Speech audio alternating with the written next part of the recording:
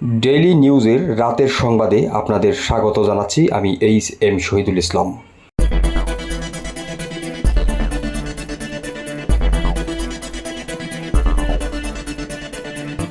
Kaliakair press ক্লাবের গ্রীষ্মকালীন আনন্দ ভ্রমণ অনুষ্ঠিত হয়েছে।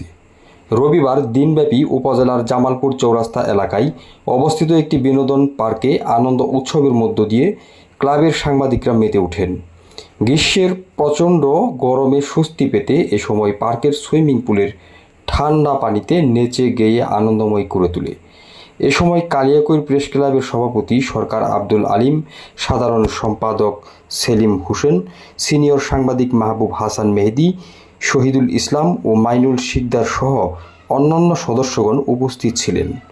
সভাপতি সরকার আব্দুল আলিম জানান, দীর্ঘদিন পর একসাথে হয়েছি এবং এই গ্রীষ্মের দুপুরে সুন্দর একটা পরিবেশে, মনোরম একটা পরিবেশে অসহ্য গরমে স্বস্তি পেতে আমরা প্রতি বছর গ্রীষ্ম স্নান উৎসবের আয়োজন করে থাকি।